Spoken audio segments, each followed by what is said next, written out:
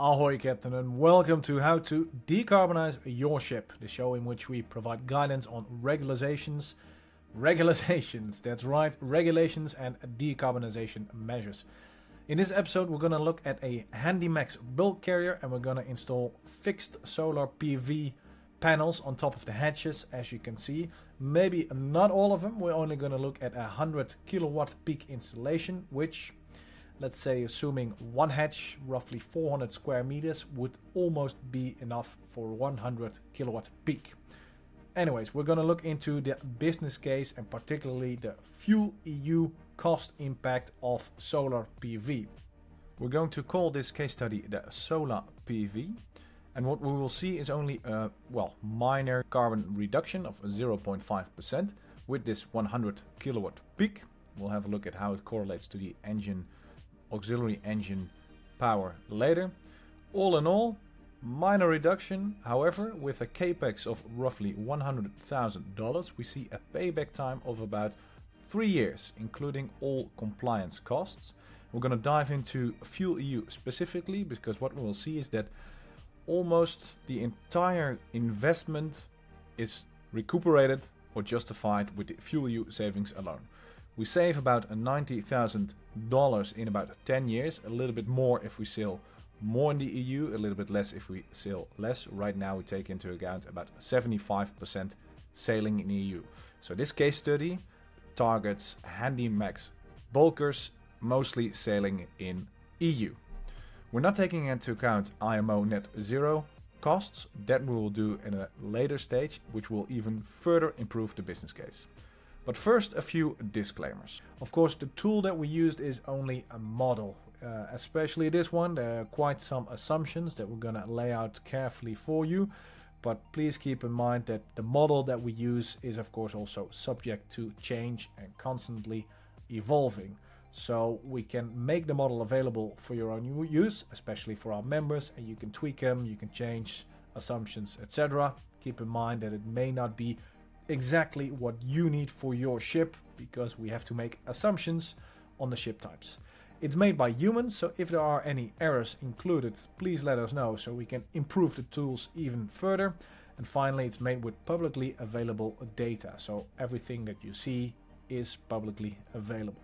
If you have any questions, doubts, or would like to know more, always contact the help desk to make your life easier. We're there to help you assist with all your decarbonization and regulation issues. Now let's dive into the case study and first start with the main assumption that we use in order to calculate the fuel savings. As stated, this case study looks into a Handymax bulk carrier, which is an intermediate sized bulk carrier that weighs up to 50,000 tons, and we are assuming roughly 5,000 kilowatts for main propulsion and 500 kilowatts for the auxiliary engines, of which we have 2.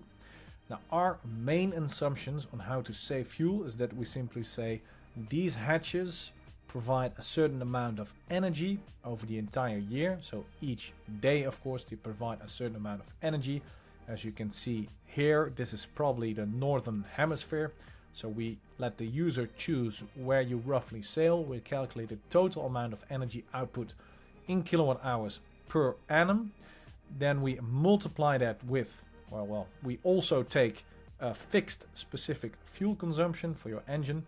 We don't add it, but we multiply the energy output with the specific fuel consumption, and then we know the total amount of grams, kilograms, metric tons, and thus the amount of fuel we can save using these solar panels. That means that the assumption that we use is basically all the energy provided by the solar PV panels is directly converted into a reduction of, you could say, engine load, which saves energy and thus fuel. This is a pretty big consumption, pretty big assumption. It could be different on your ship if you have a direct drive and you have a power takeoff, etc. Blah blah. We don't necessarily take that into account, so have a look and see if that also applies to your vessel, and if not, you can always use the premium model in order to adjust these assumptions for yourself. But keep this in mind when we determine the fuel saving, or when we talk about fuel savings in general. Now, enough talking, let's dive into the web tool and show you how we get there. And here we have the prepared case study. As you can see, all the information is provided here as well. We already seen this. The tool also allows you to print a report. Well, that's the premium tool, not in the freemium tool. And we're not going to discuss that report per se. We're going to scroll down, and here we have the solar PV tool. We've already inputted the ship solar PV, so we have a Handymax, a bulk carrier. We're sailing around for 280 days for about 75% EU time. Here you can see that changing the amount of sailing days per year does, well, not necessarily impact your profit. Have a look at profit that much, basically because we assume that all the power is, or all the energy is directly converted into fuel savings. Of course, changing the amount of time we sail in the EU will definitely impact your profit, because the more you sail in the EU, the more FuelEU and EU ETS you will save. So what we do, here we have ship properties. As you can see, this is the type of bulk carrier that we are currently looking into. We have assumed a specific main engine and auxiliary engine, roughly 5,000 kilowatts main engine power and roughly 500 kilowatts auxiliary engine power. We also assume, I believe, if we go to power demand, yes. So when we are assuming a conversion of fuel, we're typically saying that the fuel is converted from the auxiliary or hotel load function, not necessarily the propulsion drive. Of course, if you have a power takeoff, that's a different story.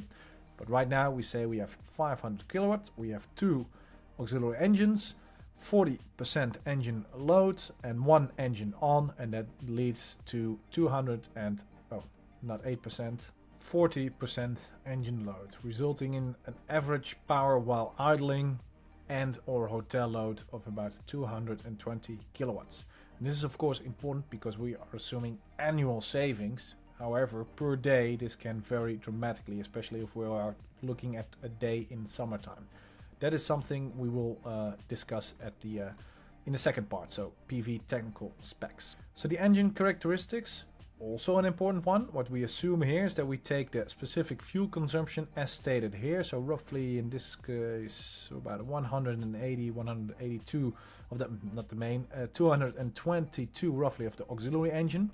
So this is typically the value that we assume when converting annual energy output into fuel savings, but you can change that manually in the second part. And you can also of course change that here. If you change the SFC values, you can see that you can either reduce or you can increase the specific fuel consumption. Then the fuel consumption, this one is important because not only is fuel consumption required for compliance FuelEU and EU ETS, also the fuel savings will be taken from the auxiliary fuel consumption that you see here, very neatly calculated. So if we have a different fuel, for example, and MDO doesn't matter much, but then we can change that here and make sure that it reflects the reality. We only have one main fuel type and one auxiliary fuel type. In the premium model you can change and make more fuel types and blends, etc. But then of course it becomes quite tricky, especially if you have multiple blends. You immediately have multiple fuel type savings, etc. At that point we typically say, okay, this is needs to be customized per ship, because then other parameters might be more important. Either way, you can change around and change these types of fuels as well. Make sure that you then have the right specific fuel consumption or the right SFC curve for your engine. Modify all the ship properties here. So these are all included and taken for granted in this particular case study. So let's dive into the solar PV particulars. So as you can see that for each day of the year we calculate the total amount of kilowatt hours provided at that day, with a maximum of about 1300 kilowatt hours for a 100 kilowatt peak installation, and a minimum of about 200 kilowatt hours of energy provided per day during the winter. Well, if we sail in Europe, for example, if we sail in Asia, and mind you, we've simply taken Asia is pretty big, same as Europe, so there is a big difference in longitude and latitude. Again, in the premium model, you can change longitude and latitude, but we have pre-populated some of the main geographical locations. So you can see if we are near the equator, then the power output per year is roughly, well, the same over the entire year. But in Europe, well, there's a very big difference. And as you can see here, we have an energy output, again, neatly calculated, of about 105,000 kilowatt hours per year. At least in our model and methodology and assumptions with regards to solar calculations, I will show you later. With a specific fuel consumption of 206 grams per kilowatt hour, that results in 22 metric tons of fuel saved per year. Again, 0.5% when you reload or refresh the tool. It ain't a lot, but well, it's still something, and given a profit of about 235,000 over a period of 10 years, it's still pretty good with a very quick break-even time. More on the business case, of course, in the third part. The technical details, and here we've provided a single day for you to have a look at, because then we can see that if, for example, the day of the year is not, in this case, March 26, but somewhere in June, you can see that if we change and adjust it accordingly, it's also calculated for the middle of the year. And this could mean that in some instances, when you have only 100 kilowatt peak of power and your engine load becomes lower than, let's say, 30%, then your specific fuel consumption will drastically change. I mean, as long as you stay above 50% load, I don't think that the assumption we have will impact your totals much. But if you generate so much power that your engine load drops dramatically, then well, we urge you to reconsider or have a look to see if you don't need either less amount of solar panels or a battery or some other way to fully shut down the engine and then provide that power with the solar PV and batteries only. But that's a difference. Here again, you can see that the average idle engine load and the average power while idling normally can be adjusted here. So in this case, if we are dropping, let's see, 150 kilowatts of the 550 kilowatt average engine, we can also maybe say, okay, in this case, the engine itself, maybe we have a little bit higher engine load, and then we are still good in terms of specific fuel consumption. If we look at what happens with sailing, well, if we compare it to the propulsion required, then, well, we don't really foresee any issues. There are, of course, still savings, but it won't help you to propel such a vessel all of its own. Going back to idling or hotel load, you can see that also per day we have a total amount of fuel saved, which is, again, specific fuel consumption with the total integrated amount of power over the course of the day. Well, here if you scroll down, emissions, well, this is just simply emissions saved over the course of the year for different kinds of emissions. And then methodology and assumptions, here you can see the different formulas that we have used in order to calculate the amount of energy for a given longitude, latitude, and of course time of the day. More on that in the premium model. There, of course, you can see the exact calculations, but this, well, for those who know solar PV, this should be recognizable. We simply take a look at the global horizontal irradiance, and we also have a weather correction factor for different locations in the world that you can multiply with in order to get the right amount of energy per day. Okay, so that's it in terms of the solar PV output. Again, summarizing, we have energy per year, we multiply it with specific fuel consumption, and then we get fuel savings. And that is what leads to a specific, in this case, cash flow. So here we can see we have an investment, in this case roughly $100,000. We assume $1,000 per kilowatt peak. So that's what you see here. So if we change the costs accordingly and it gets more expensive, our payback time, of course, increases. Yeah. And then if we lower the cost, it decreases, but we're going to just leave it at 100,000 for the moment. Then, of course, fuel costs, very important. The higher the fuel cost, of course, the easier you get your money back. But as you can see here, there is, well, the difference between, well, let's say 700 and 800, what it is now, a max for MDO, an increase to 1,000. That's going to give you one additional year. Well, I'm not sure if fuel prices will increase that dramatically over the course of a year, but still. EUA, that is European allowance, so the cost of EU ETS, that of course impacts your average costs, especially given over the especially over the course of the next 10 years. We are assuming, what I'll show you here, an increase of EU ETS price in the next 10 years, roughly 7% increase per year, but that is something to consider later on. So it does impact costs a lot, but right now I believe we are only at 65 euros per metric ton. This is in dollars, so you need to convert that as well. And then we can see that, well, okay, it does impact the total payback rate quite some, but it's not that sensitive to EU ETS.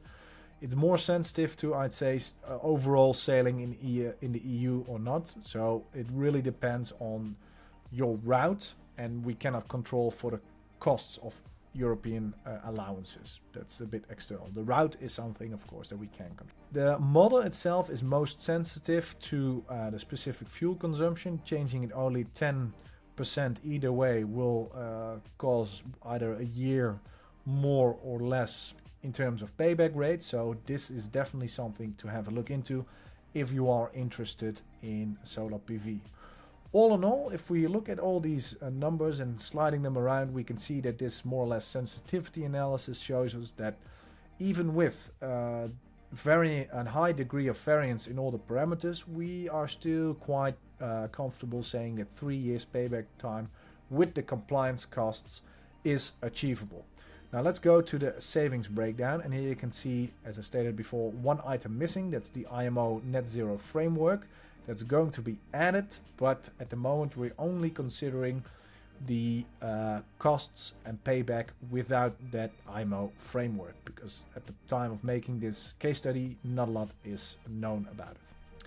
So most of the cost savings, especially in the first year, over let's say 70%, are due to fuel reductions.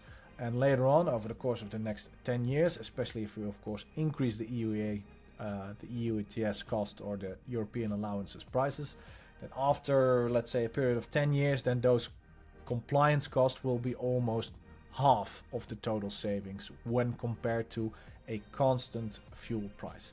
So if you have a look at the table, so we assume fuel prices here are constant, EU ETS is slightly increasing, and FuelEU of course is dependent on every 5 years and how much we are sailing inside the EU. So this one is of course very important, and we should see that if we go to zero, if we are not sailing in the EU, then we don't have savings in terms of compliance, and then of course our total payback rate will be a lot more. But then IMO costs will kick in after 2028, which will be included here, and then we get a little bit more positive story.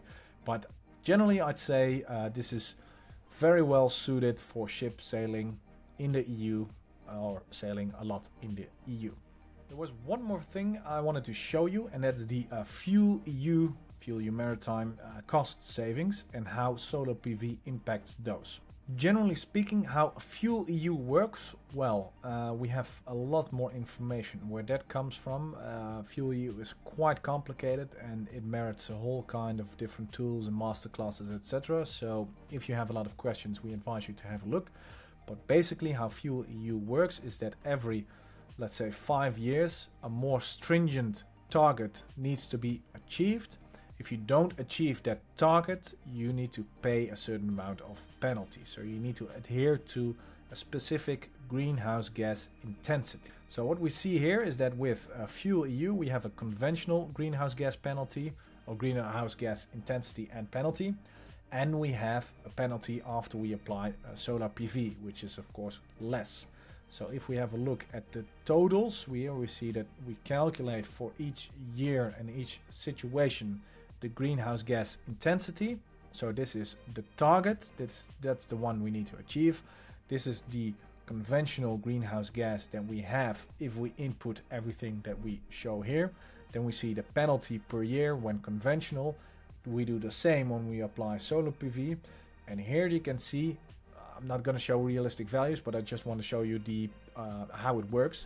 So if we increase the total amount of energy provided, as you can see here, let's see, 200, 300, maybe 300 kilowatt peak is roughly the max, 270. So if we increase the amount of energy roughly 3 times, then we can see that the total savings is also a lot more. We are going from 90,000 to, well, roughly, it's not linear, but roughly 3 times more. And there is, of course, a point at which the carbon intensity that you see here is actually less than the required carbon intensity target. Well, in this case, you need so much amount of energy that you'll probably never achieve that. But if you have the case that you just barely dip down below that intensity target, you don't have to pay a penalty at all, and that will give you a lot of savings. So that's something worth to investigate. As you see here, this stated shore power, it should say solar PV. What we assume here in this analysis is that the energy generated by solar PV is actually the same as the EK constant. That's the energy zero emission electricity provided by onshore power points or zero emission technologies. And so we all lump that together. So whether it's shore power or this type of zero emission electricity, we simply say that's all inputted into the equation in order to reduce the FuelEU penalty. Well, this of course will give you a drastically improved non-realistic business case, but have a look and see if with a higher peak power and a realistic energy output, you can achieve a greenhouse gas intensity that's actually below the target. It's going to be very tricky, especially for larger ships, but for smaller ships that might be very useful, and also for ships that have to adhere to the shore power mandatory requirements as from 2030 onwards. Maybe you can use solar energy to have shore power during the day, so to speak, so that at least then you're compliant with the shore power obligations from FuelEU from 2030 onwards. That's only for passenger ships and container ships, so not for bulk. So that's the FuelEU aspects. What we are generally expecting if we go back to roughly 100, so about 100 kilowatt peaks generating roughly 100,000 kilowatt hours per year, you're going to save about $90,000 for 10 years and about 7 to let's say 10,000 euros per annum over the next decade or so. And this is in a nutshell the solar PV, how the business case is, especially with regards to FuelEU for solar PV panels on a bulk carrier. Of course, well, I can tell you we've been spending quite some time on this particular case study alone. There's a lot of different assumptions and calculations involved. So if you need more help with your own calculations, if you need all the tools, the support and solutions at your fingertips, sign up to the hub at Sustainable Ships in order to download the models yourself, tweak them and get support from our side. All members can download anything that they want in order to make their own case study for all kinds of decarbonization measures. Thanks for watching the video and have a great day.